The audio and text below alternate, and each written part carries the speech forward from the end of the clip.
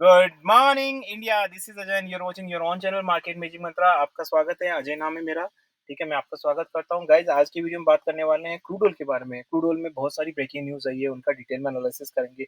OPEC से related क्या news आई उसके बारे में करेंगे। अमेरिकन इलेक्शन से रिलेटेड क्या न्यूज आई है, क्रूड ऑयल पे अमेरिका के ट्रंप ने क्या डिसीजन लिए हैं जिसका क्रूड ऑयल पे इम्पेक्ट पड़ सकता है, उसके बाद डिटेल में एनालिसिस करेंगे। क्रूड ऑयल का एनालिसिस करेंगे वीकली बेसिस। सोमवार को क्रूड ऑयल के क्या लेवल्स रह सकते हैं उसके बारे में बात करेंगे। Weekly basis levels, short term basis level, expiry के लेवल्स, लॉन्ग टर्म बेसिस, सब डिटेल में स्ट्रैटेजीज, क्रूड ऑयल, अरे पूरा अपना सब कुछ जोक देंगे आपको सिखाने के लिए, राइट।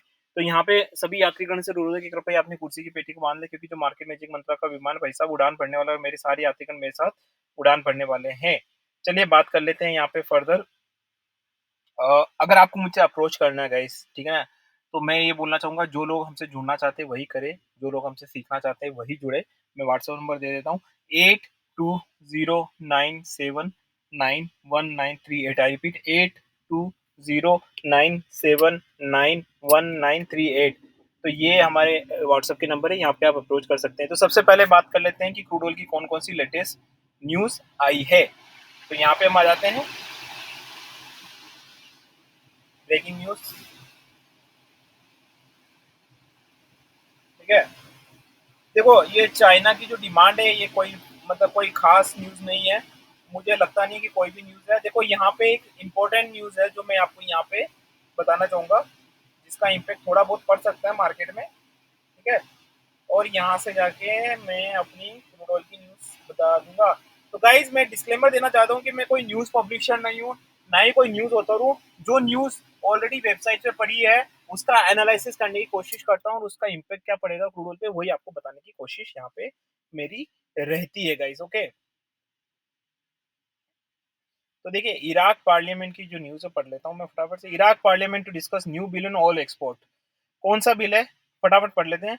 हिंदी में भी अनुवाद करूंगा। The federal parliament of Iraq is set to discuss next week the new bill on oil export, a Kurdish MP told Kurdistan, adding he was optimistic in agreement with all parties, including the federal government. Oil revenue for the decade now. Kurdistan oil production about was been shut in the year, and now after a legal decision in export law has been section which is the equity production and blah blah blah blah blah blah blah blah a production cost. However, since the impress regarding the ruling had an impact international events, the Turkey coal experts via Iraq Turkey pipeline। देखो okay, कुछ नहीं, यहाँ पे इन्होंने बस थोड़ा सा route change किया है। ये सोच रहे हैं कि एक नया बिल लाया जाए कि भाई किस तरीके से जो कुर्दिस्तान का जो प्रॉब्लम है उसको सोल्व किया जाए, ताकि वहां से ज्यादा से ज्यादा सप्लाई हो सके। सो आई डोंट थिंक सो इसका कोई इम्पेक्ट पड़ेगा। मैं देखो, मैं लाइव वीडियोस बनाता हूँ गाइस, जेन्युइन वीडियोस, मैं पहले प्रीडिफाइंड वीडियोस नहीं बताता हूँ।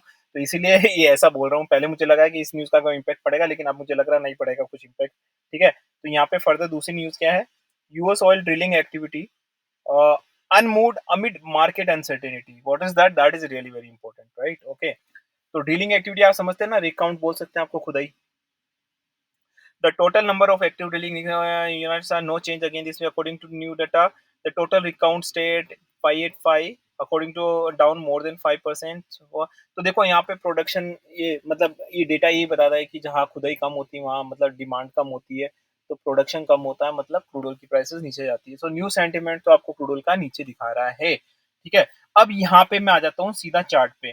मैं आपको डिस्क्लेमर देता हूँ, this video is only for learning and education, the complete channel is only for learning and education purpose. यहाँ पे किसी भी तरह की बाय सेल की रिकमेंडेशन नहीं दी जाती। I am not certified SEBI adviser, I am not certified any kind of financial adviser. I am an individual जो अपने पॉइंट ऑफ व्यू देता, उसके बाद भी आप नहीं मानते हैं और मेरे पॉइंट ऑफ व्यू में रियल में ट्रेड करने लगते, तो आपकी जिम्मेदारी मेरी जिम्मेदारी नहीं बनती, इस चीज से आप सहमत होंगे। ठीक है, तो यहाँ फर्दर बताता हूँ कि मैं इंटरनेशनल मार्केट, इंडियन मार्केट दोनों बताऊंगा मैं।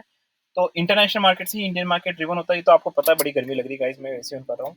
ठीक है, तो यहाँ पे मुझे लग रहा है, मैंने कल भी बोला था हमारा जो लाइव सेशन था, मैंने अपना जो ग्रुप है व्हाट्सएप में, वहाँ पे भी मैंने लाइव सेशन में भी बोला था हमारा कि भाई साहब यहाँ पे 70 आएगा, और उस दिन 70 के आसपास आ गया था। कल 72 से 70 तक के आसपास आ गया था, क्योंकि हमने एक रेंज बाउंड वाली थ्योरी बनाई थी। क्योंकि अगर आप मंथली चार्ट देखें इसका और वीकली वीकली देख लेते पहले, तो वीकली चार्ट सपोर्ट के आसपास होवर करा। जिस दिन ये सपोर्ट ब्रीच किया, सपोर्ट कौन सा रहेगा, 69.85 का।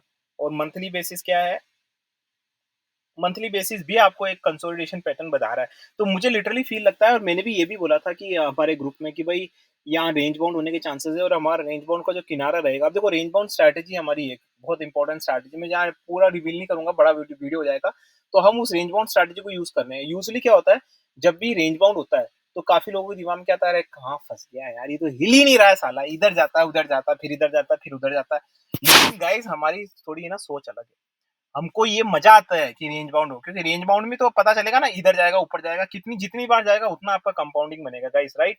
ठीक है ना? तो रेंज बाउंड तो बहुत अच्छी चीज है, उसका फायदा उठाना चाहिए। अगर मैं किसी को बोलूं कि भाई 100 से क्रूड ऑयल 80 चला गया है ना 10 दिन में, और मैं कहूँ कि 100 से 90 गया और 90 से 100 ऐसे है ना, कम से कम 7-8 बार आया, और अगर आपको ये पता है, आप उसका अच्छा यूज़ कर सकते हैं, so that will give you a compounding returns, right? तो वो ज़्यादा इंपॉर्टेंट है, इसीलिए हमने रेंज बाउंड वाली स्ट्रैटेजी बनाई थी।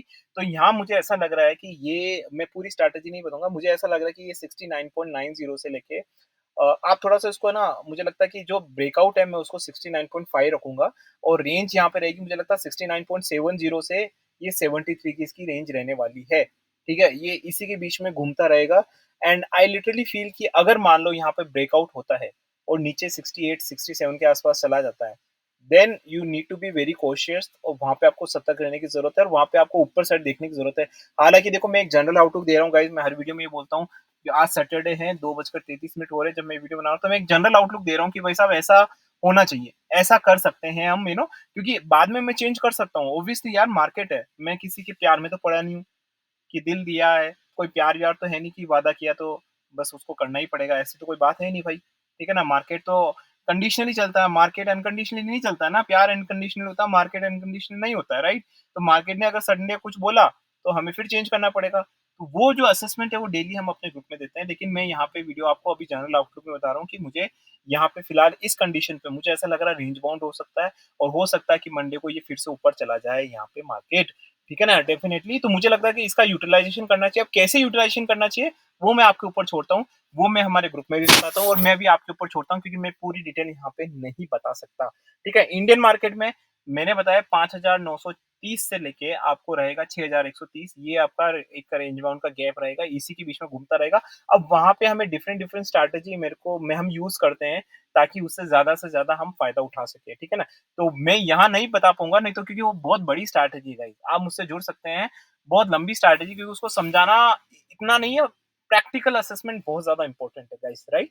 तो यहाँ पे अगर कोई मुझसे पूछता है कि मंडे को आप क्या रहेंगे, तो मंडे को मैं लिटिल बिट बुलिश रहूँगा, कोई ऐसा नहीं बोलूँगा बहुत ज़्यादा बुलिश हूँ, लिटिल बिट बुलिश रहूँगा, हो सकता है थोड़ा नीचे चला जाए, लेकिन फिर मंडे को मार्केट रिकवर कर सकता है, यहाँ पे डेफिनिटली हाई चांसेस है in my point of view. लेकिन वर्स्ट कंडीशन हमको हमेशा दिमाग में रखनी होती है कि भाई अगर नहीं किया, तो क्या करोगे? तो सिंपल सा है भाई बात, नहीं किया तो हमारे पास दूसरी स्ट्रैटेजीज़ है, हमारे पास स्ट्रैटेजी का पूरा भंडार है, ठीक है ना?